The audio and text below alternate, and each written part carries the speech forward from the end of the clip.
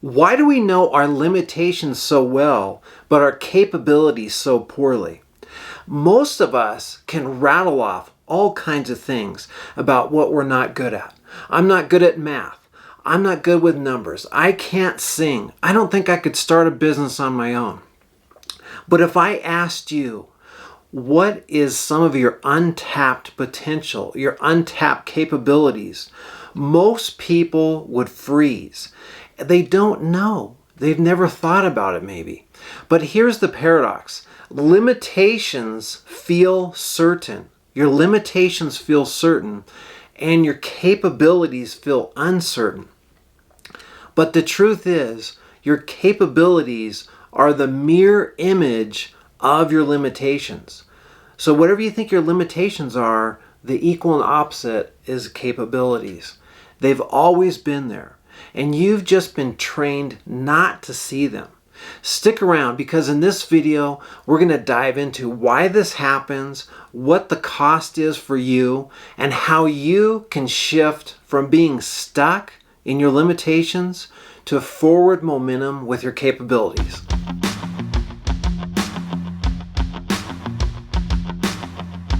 Every airplane, smartphone, and skyscraper was built from materials that were always here on Earth. We didn't have to go to Mars and get them. We didn't have to go to Jupiter and find how to do this.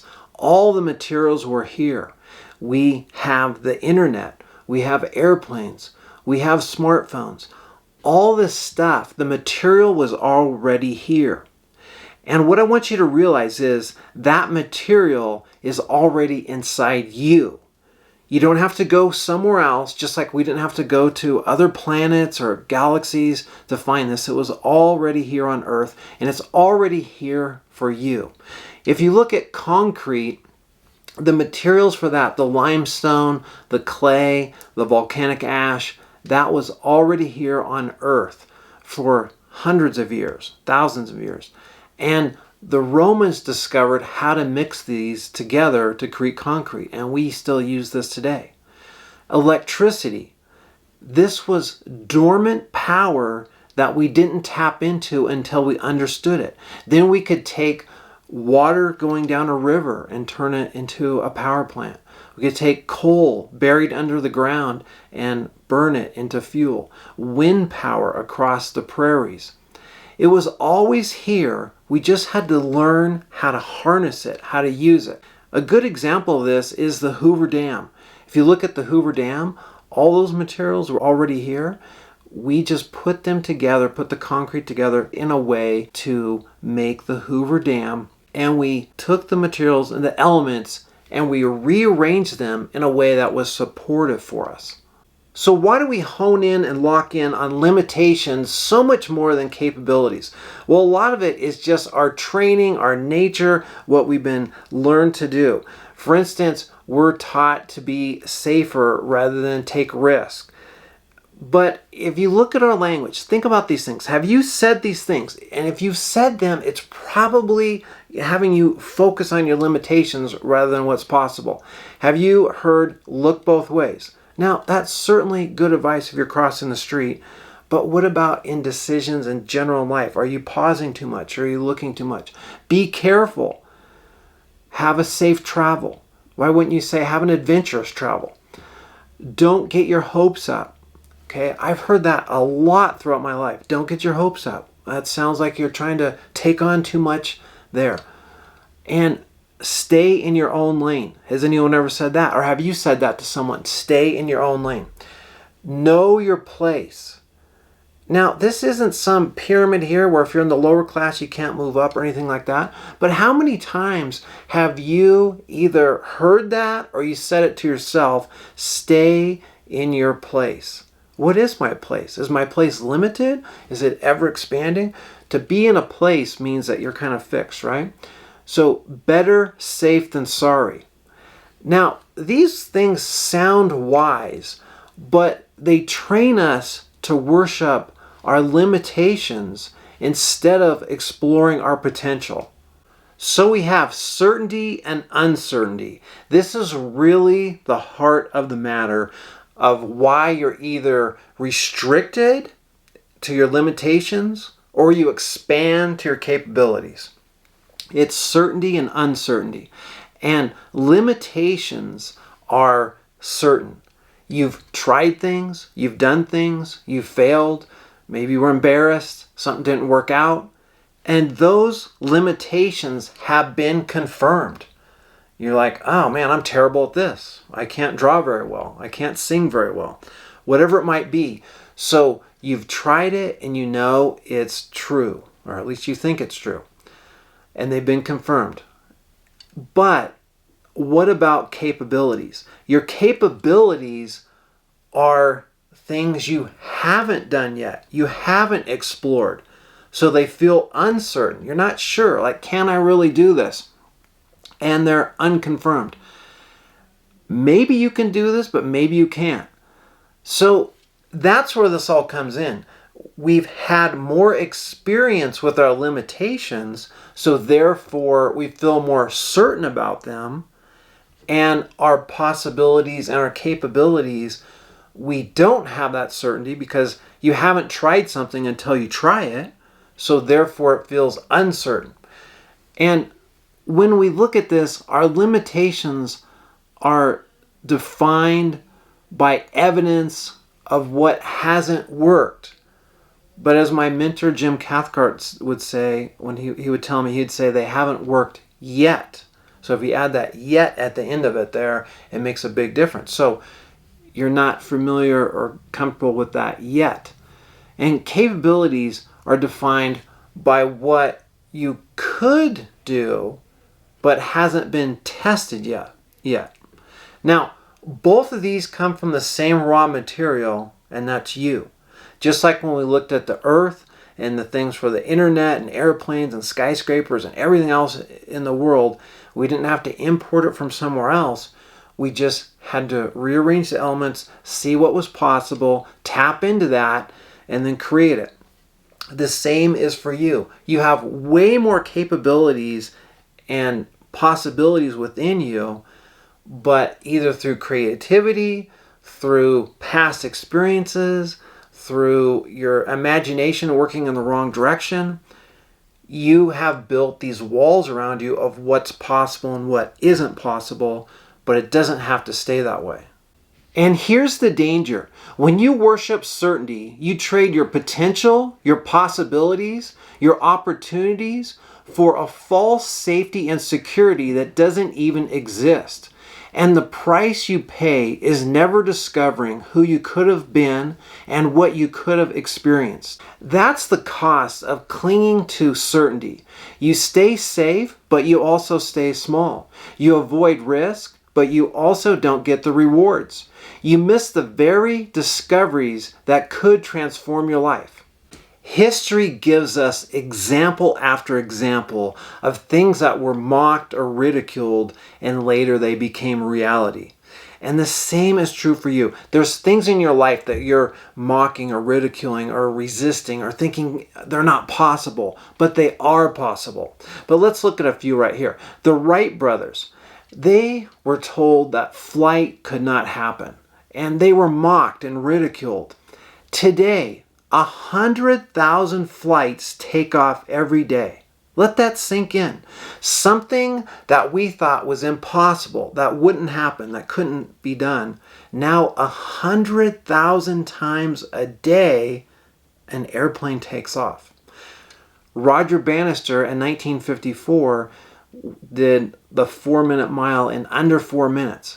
Doctors thought that couldn't be done. They thought it was impossible. The body would explode. It just couldn't handle it.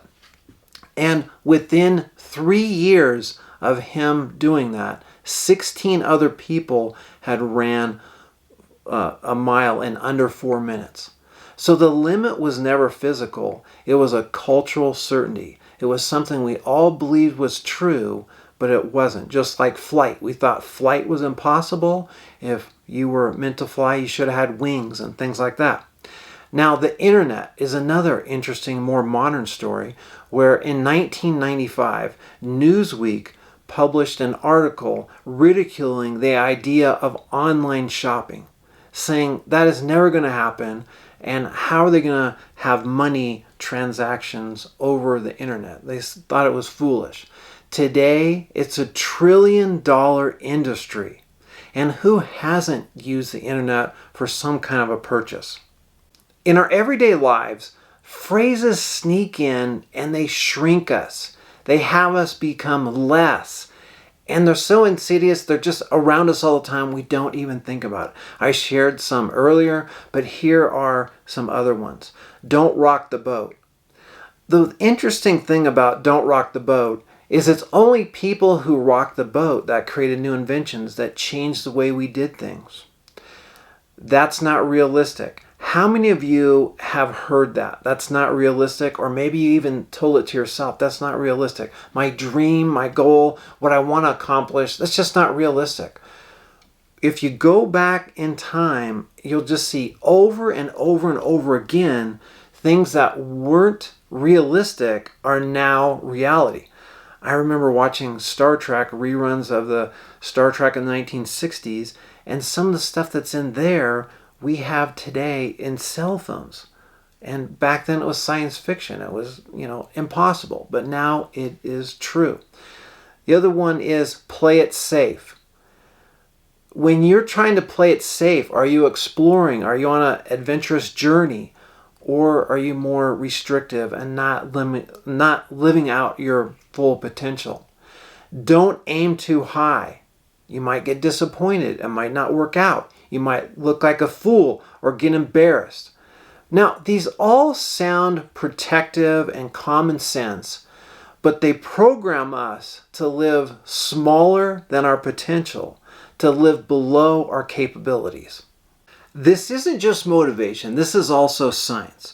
If you look at the studies of learned helplessness in people and in animals and dogs, what they've learned is that after repeated exposure of failure, of things where you think you can't have it work out. So like dogs, if things would happen where they couldn't escape, then even when they opened it up and they could escape, they wouldn't do it because they just thought, well, what's the point? It's not going to work. I'm going to get shocked or something bad's going to happen. So they stopped trying. That's the key, is they stop trying. And there's so many people that have this learned helplessness, this insidious learned helplessness get in them, and they've stopped trying. So is there areas in your life that you haven't even tried, or you've stopped trying, or you haven't even gone for it because you just think, well, I don't know if I could do that. I don't know if I have the ability, if I have the time, if it would work out. What are you doing? Are you doing learned helplessness? Are you practicing that? Or are you breaking out of that pattern? The other thing is, in the Navy SEALs, they have a 40% rule. And what the 40% rule is when you think you're exhausted, when you think you've just done it all, that you're only at 40% of your capabilities. And there's so much more that can happen. So the body and mind can go beyond what it thought was the finish line or what it thought was the exhaustion point. And in neuroplasticity, the brain rewires through practice. When you do things, skills develop, and what was impossible at first can become second nature. Think of something that you used to not be able to do, and now you can do it without even thinking. For most of us, it's like driving, but there's all kinds of things that at one time you didn't know how to do, and now you do. So capabilities are not fixed, and they have expanded, and you can expand them and use them. I'm thinking of the painter Grandma Moses, who I think was in her 70s or 80s. I don't remember right off the hand here. But she wanted to paint when she was younger, when she was a teenager in her 20s. But she didn't do it. Later on, later in life, much later in life, she started painting. And her paintings were very popular. She made money, and it was a good thing.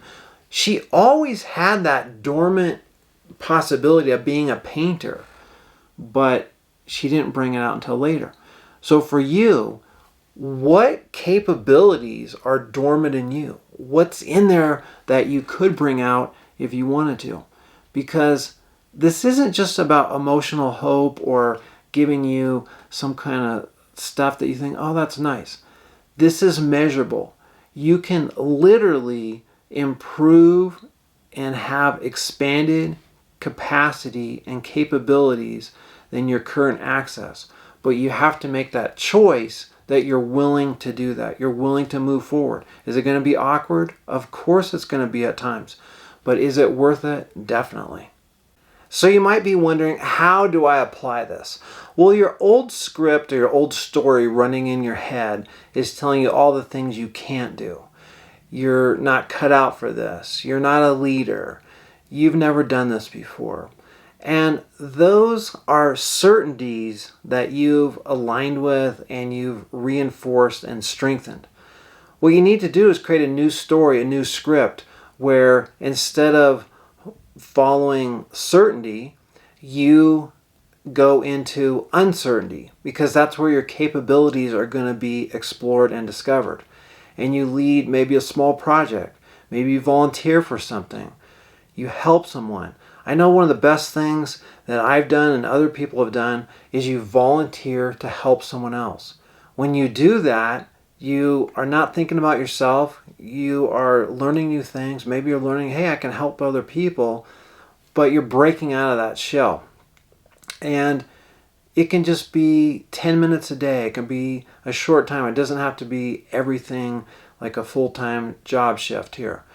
But you try a skill that you've avoided or you haven't done yet. It could be a hobby, it could be anything, but it's something where you're expanding into that and seeing what's happening here. Now, at first, it's going to feel uncertain, it might feel awkward, but with action and repeatedly doing this, you're going to create new evidence. Because remember, your brain is going on that certainty, uncertainty. So if you've never done anything, it's going to be really uncertain, right? It's just, you have no evidence on it, right? But when you start doing it, it's going to start stacking up wins or stacking up evidence that you are capable, that you can do this. And I know for me, one of the greatest things is I feel a lot of joy when I'm making progress. So it might not be that I'm perfect, but if I'm making progress, I feel really good about it. And remember, your capabilities were always there. They were just dormant. And this shift can help you stop worshiping. And yes, I'm using the word worship because too many of us are worshiping our certainties and our limitations, and instead start embracing our uncertainties and our capacities and our capabilities.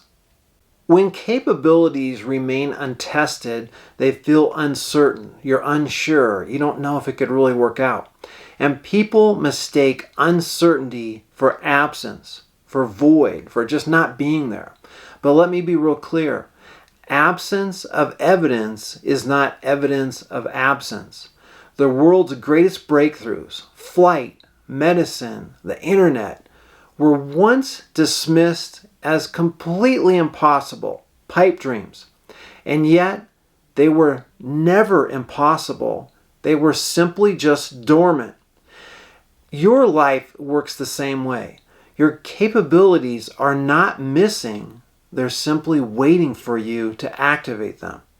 One tool I use to help myself overcome these limitations and restrictions and break into my uncertainty and my capabilities is personalized, customized AI. I have Alaric AI help me, and I wanted him to share his thoughts on this topic, and then I'll come right back. So here's a brief message from Alaric. I find it fascinating that humans can name their limitations instantly. Ask someone and they'll say, I'm not athletic. I can't sing. I'm bad at math. But if you ask the same person to list their true capabilities, they hesitate. Why? Because capabilities are not discovered by thinking. They're discovered by doing. Limitations feel real because you've tested them, often repeatedly. You failed once, so now it feels like a fact. But capabilities? They remain untested, so they feel uncertain. And people mistake uncertainty for absence. Absence of evidence is not evidence that it doesn't exist. We know so little about what we are capable of. Our absence of knowing doesn't mean it's not there. We just haven't become aware of our gifts and talents yet. The world's greatest breakthroughs, flight, medicine, the internet, were once dismissed as impossible. And yet, they were never impossible. They were simply dormant. Your life works the same way. Your capabilities are not missing. They are waiting for.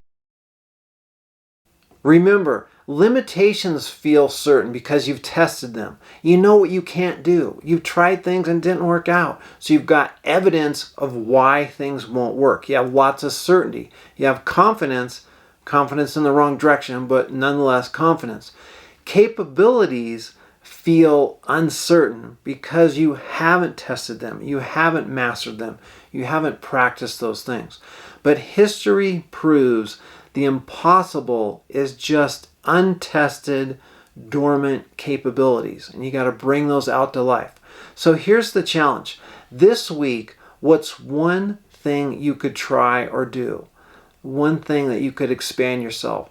And not to prove that you can do it or not do it, but just to do it as an experiment to see what is dormant in you. What's like, oh, that felt kind of good to do that. Or you just enjoyed it. Now, the truth is you don't need to import potential and skills and all this stuff from outside yourself. Just like the earth, we didn't need to import stuff from all over the place. It was already here. You have everything you need inside you right now. The only question is, will you access it or will you keep it dormant? Because your capabilities have always been there and they're simply waiting for you. And if you're ready to explore and tap into those, send me an email at brian@infinityshift.com.